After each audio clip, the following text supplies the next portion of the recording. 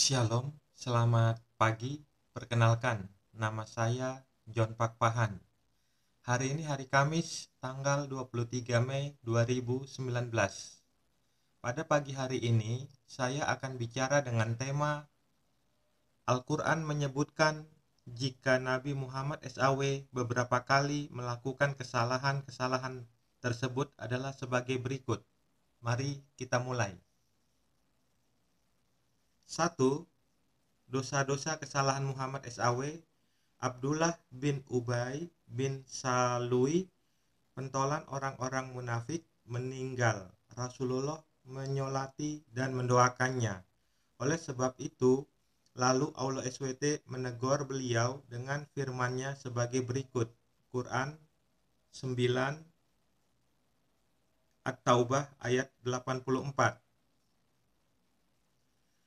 Surat At-Taubah ayat 84, dan janganlah kamu sekali-kali menyembayangkan jenazah seorang yang mati di antara mereka, dan janganlah kamu berdiri mendoakan di kuburnya. Sesungguhnya mereka telah kafir kepada Allah dan Rasul-Nya, dan mereka mati dalam keadaan fasik. Itu adalah dosa atau kesalahan pertama Muhammad SAW. Sekarang kita lihat kesalahan atau dosa kedua Muhammad SAW. Nabi Muhammad SAW pernah mengharamkan madu dan budak perempuannya untuk diri beliau sendiri, yang sebenarnya dihalalkan oleh Allah SWT. Karena itu Allah SWT menegur beliau dengan firman-Nya surat At-Tahrim ayat 4. Surat 66, surat ke-66 At-Tahrim ayat 4. Jika kamu berdua bertobat kepada Allah, maka sesungguhnya hati kamu berdua telah condong untuk menerima kebaikan, dan jika kamu berdua bantu-membantu menyusahkan Nabi, maka sesungguhnya Allah adalah pelindungnya, dan begitu pula Jibril dan orang-orang mukmin yang baik, dan selain itu malaikat-malaikat adalah penolongnya pula. Itu adalah kesalahan atau dosa kedua Muhammad SAW. Sekarang kita lihat kesalahan ketiga Muhammad SAW. Nabi Muhammad SAW, ini kesalahan ketiga Muhammad SAW. Nabi Muhammad SAW memberi toleransi kepada orang-orang munafik untuk tidak mengikuti perang Tabuk. Lalu Allah SWT menegur beliau dengan firman-Nya surat At-Taubah ayat 43, surat ke-9 dalam Al-Quran, At-Taubah ayat 43. Semoga Allah memaafkanmu. Mengapa kamu memberi izin kepada mereka untuk tidak pergi berperang sebelum jelas bagimu orang-orang yang benar dalam keujurannya, dan sebelum kamu mengetahui orang-orang yang berdusta? Itu adalah kesalahan atau dosa ketiga Muhammad SAW. Sekarang kita lihat dosa keempat Muhammad SAW. Ini kesalahan atau dosa keempat Muhammad SAW. Nabi Muhammad SAW mendapat teguran dari Allah SWT atas kebijakan beliau mengambil tebusan dari para tawanan perang Badar. Allah SWT berfirman dalam surat ke-8 Al-Anfal ayat 68. Kalau sekiranya tidak ada ketetapan yang telah berlaku dari Allah, niscaya kamu ditimpa siksaan yang besar karena tebusan yang kamu ambil. Itu adalah kesalahan atau dosa keempat Muhammad SAW. Sekarang kita lihat kesalahan atau dosa kelima Muhammad SAW. Pada peristiwa perang Uhud, Nabi Muhammad SAW mengalami luka-luka yang cukup parah, sedangkan orang-orang Islam banyak yang melarikan diri, sehingga beliau emosi dan berkata, akankah selamat suatu kaum jika melakukan hal seperti ini pada nabinya? Lalu Allah SWT menegur beliau dalam surat ketiga Ali Imran ayat 128. Saya ulangi, surat Ali Imran ayat 128. Tak ada sedikit pun campur tanganmu dalam urusan mereka itu, atau Allah menerima taubat mereka, atau mengajab mereka, karena sesungguhnya mereka itu orang-orang yang lalim. Itu adalah kesalahan atau dosa kelima Muhammad SAW. Oke, sekarang kita lanjut, kita lihat kesalahan atau dosa keenam Muhammad SAW. Nabi Muhammad SAW mengabaikan seorang buta yang ingin belajar kepada beliau. Lalu Allah SWT menegur beliau. Surat ke-80 Abasa ayat 1 sampai ayat 11. Dia Muhammad bermuka masam dan berpaling karena telah datang seorang buta kepadanya. Tahukah kamu barangkali ia ingin membersihkan dirinya dari dosa, atau dia ingin mendapatkan pengajaran, lalu pengajaran itu memberi manfaat kepadanya. Adapun orang yang merasa dirinya serba cukup, maka kamu melayaninya, padahal tidak ada celaan atasmu kalau dia tidak membersihkan diri beriman. Dan adapun orang yang datang kepadamu dengan bersegera untuk mendapatkan pengajaran, sedang ia takut kepada Allah, maka kamu mengabaikannya. Sekali-kali jangan demikian. Sesungguhnya ajaran-ajaran Tuhan itu adalah suatu peringatan. Itu adalah kesalahan atau dosa Muhammad SAW yang ke-6. Sekarang kita lanjut kepada dosa Muhammad yang ke-7. Ini adalah dosa atau kesalahan Muhammad SAW yang ke-7. Muhammad SAW berhubungan seks dengan istrinya ini adalah kesalahan atau dosa Muhammad SAW yang ke-7. Nabi Muhammad SAW berhubungan seks dengan istrinya pada waktu istrinya sedang haid. Sedangkan wanita yang sedang haid tidak boleh didekati apalagi diajak berhubungan seks. Surat 2 Al-Baqarah ayat 222. Hal ini menunjukkan bahwa Muhammad SAW tidak dapat menahan nafsu seksnya. Kita lihat surat Al-Baqarah ayat 222. Mereka bertanya kepadamu tentang haid. Katakanlah, haid itu adalah kotoran.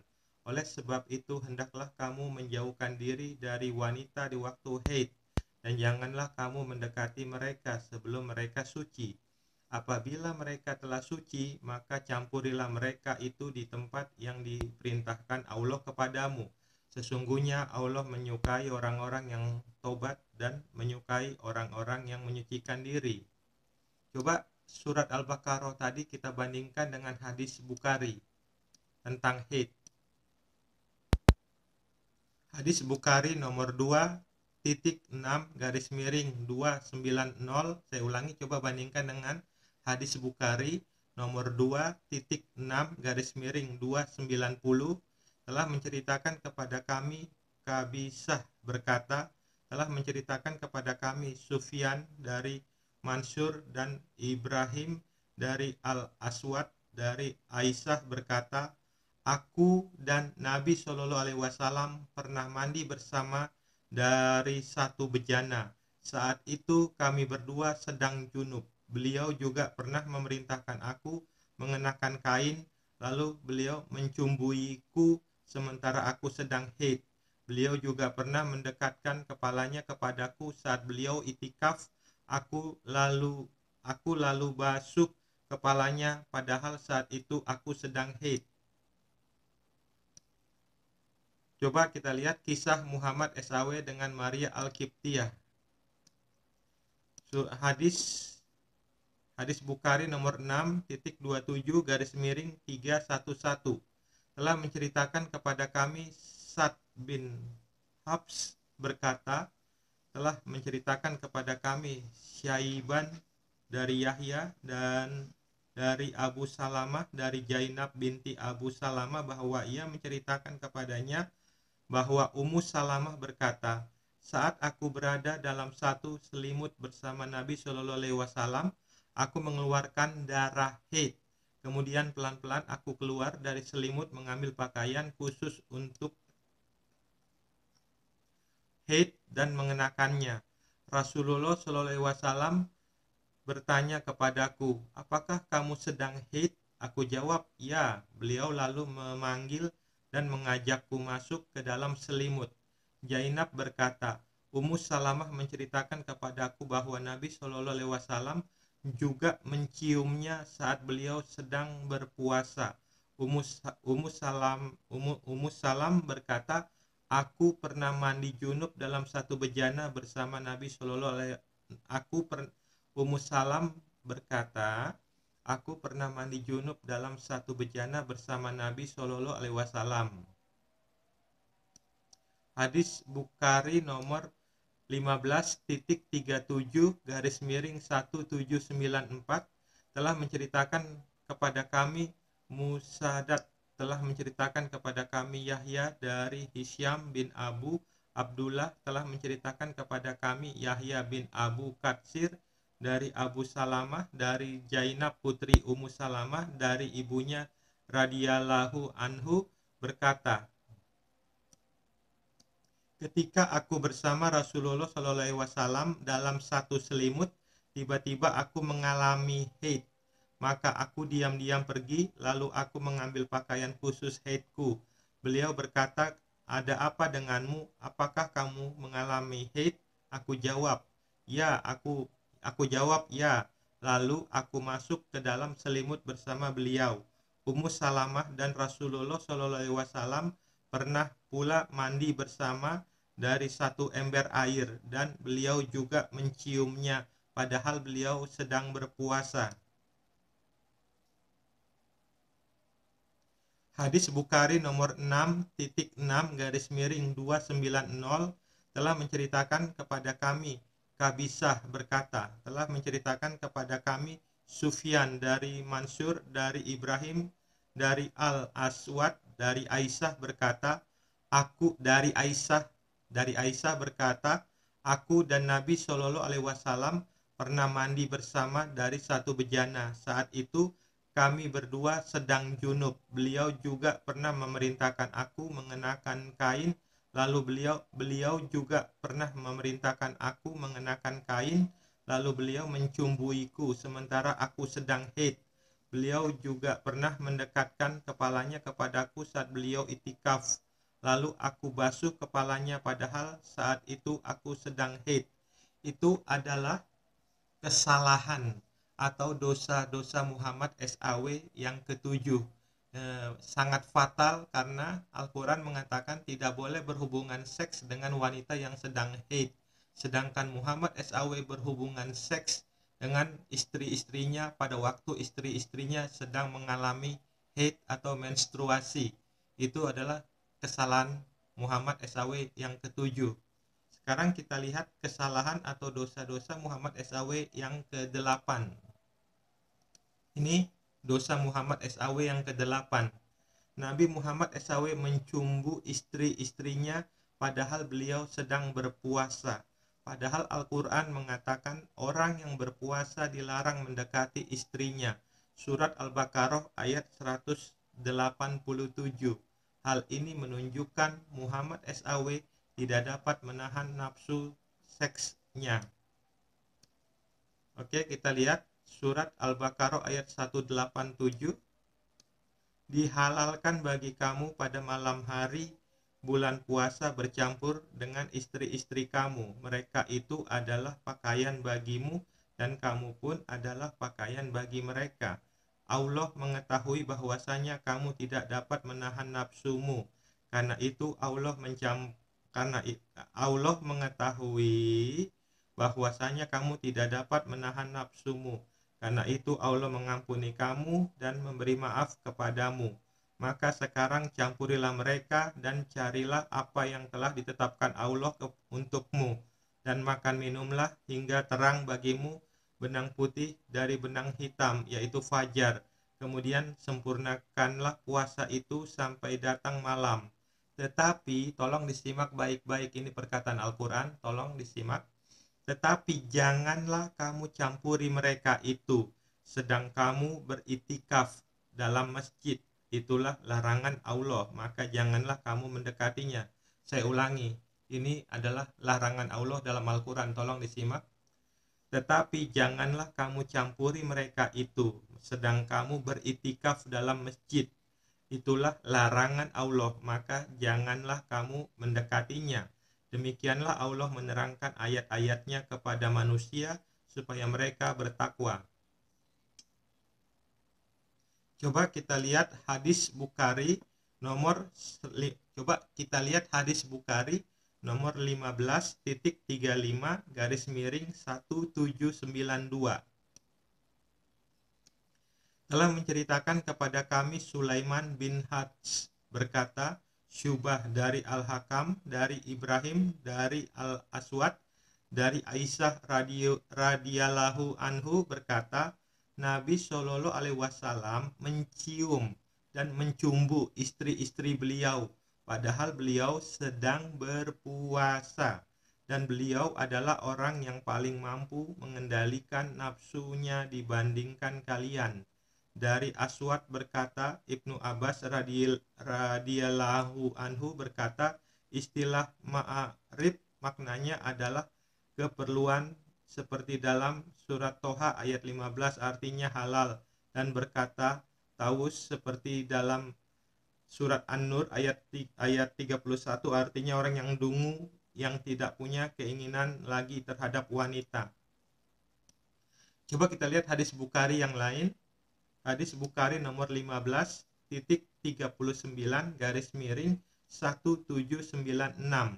telah menceritakan kepada kami Ismail, telah menceritakan kepada saya Malik dari Sumaya Maulania Abu Bakar bin Abdurrahman bin Al-Harits bin Hisham bin Mugirah, bahwa dia mendengar Abu Bakar bin Abdurrahman berkata, aku dan bapakku pergi bersama-sama hingga kami datang menemui Aisyah radhiyallahu anha, yang dia berkata, aku bersaksi tentang Rasulullah SAW bahwa apabila beliau pada pagi hari masih dalam keadaan junub setelah berhubungan tanpa mengeluarkan sperma, maka beliau meneruskan puasanya.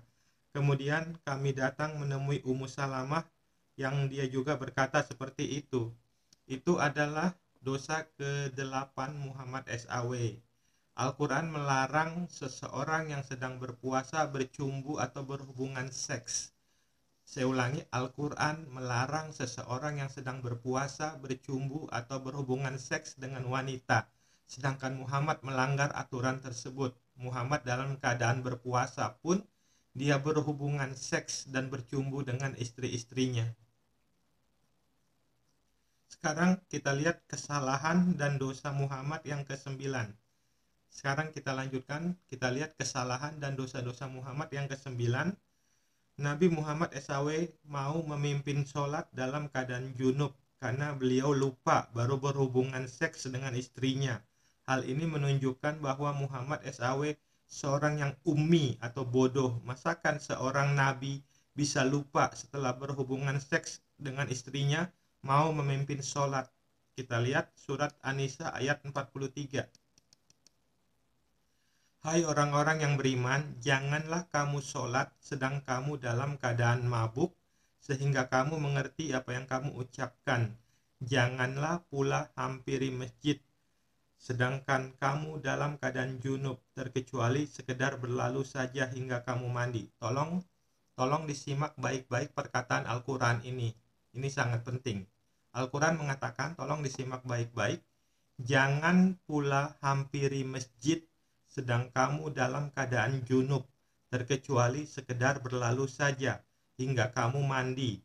Dan jika kamu sakit atau sedang dalam musafir, atau kembali dari tempat buang air, atau kamu telah menyentuh perempuan, kemudian kamu tidak mendapat air, maka bertayamumlah kamu dengan tanah yang baik atau suci sapula mukamu dan tanganmu, sesungguhnya Allah Maha Pemaaf lagi Maha Pengampun. Ini penjelasan saya terhadap surat An-Nisa ayat 43 ini. Tolong disimak baik-baik. Ini penjelasan saya terhadap surat An-Nisa ayat 43. Ada kutipan mengatakan dalam Al-Quran, jangan pula hampiri masjid sedang kamu dalam keadaan junub, terkecuali sekedar berlalu saja hingga kamu mandi. Allah SWT melarang orang yang sedang junub memasuki masjid. Kenapa Muhammad SAW melanggar perintah Allah SWT ini dan Allah SWT tidak menghukum Muhammad SAW? Kenapa Muhammad SAW bisa seenaknya melanggar perintah Allah SWT dan tidak mendapatkan hukuman? Sedangkan apabila orang lain melanggar perintah Allah SWT akan mendapatkan hukuman dan akan dimasukkan ke dalam api neraka. Surat Al-Maidah ayat 10. Adapun orang-orang Surat Al-Maidah ayat 10.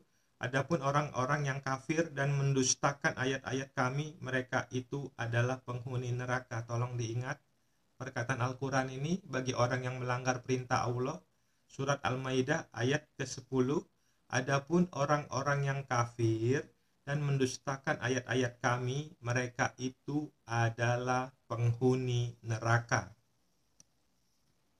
Coba kita lihat hadis Bukhari nomor 5 ayat. Kita lihat lagi hadis Bukhari nomor 5.27 _266.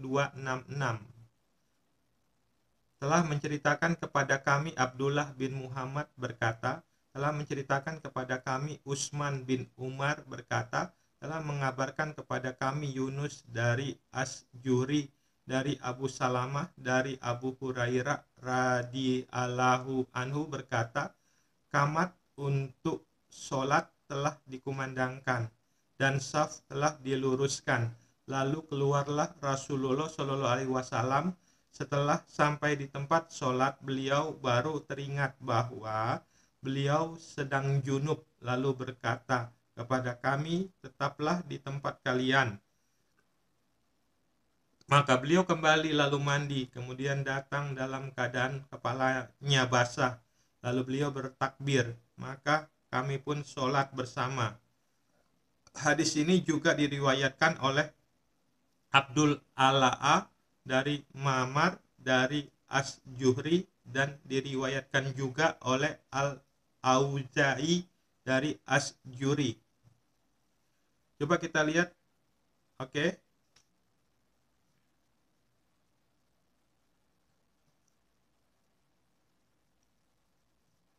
Hadis tadi menjelaskan bahwa hadis Bukhari nomor 5.27 _266 ini menjelaskan bahwa Muhammad SAW hendak memimpin sholat di dalam masjid dalam keadaan junub. Ini benar-benar menunjukkan kebodohan yang amat sangat dari seorang nabi yang baru berhubungan seks dengan istrinya hendak memimpin sholat di masjid, sedangkan Al-Quran melarang seorang yang sedang junub masuk ke dalam masjid.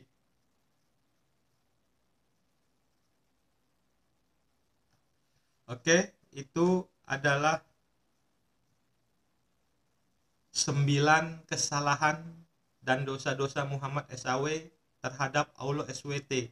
Sedangkan Allah SWT tidak pernah menghukum Muhammad SAW atas setiap kesalahan dan dosa-dosa yang dilakukannya. Apabila Muhammad SAW melanggar perintah Allah dalam Al-Quran, Allah SWT tidak pernah menghukum Muhammad SAW. Sedangkan iblis saja baru 1 kali melanggar perintah Allah SWT, Allah langsung menghukum iblis. Di mana letak keadilan Allah? Tolong disimak. Iblis saja 1 kali melanggar perintah Allah SWT untuk menyembah Adam pada saat penciptaan, Allah langsung menghukum iblis. Sedangkan Muhammad berkali-kali melanggar perintah Allah, Allah tidak pernah menghukum Muhammad SAW atas dosa-dosanya. Ini menunjukkan bahwa Allah SWT tidak maha adil dalam hukum-hukumnya. Kalau Allah SWT saja tidak maha adil dalam menetapkan hukum-hukumnya, maka saya dapat mengatakan bahwa Allah SWT bukanlah Tuhan yang sejati, tetapi makhluk lain yang menyamar kepada Muhammad SAW sebagai Tuhan. Terima kasih. Shalom. Tuhan Yesus Kristus memberkati.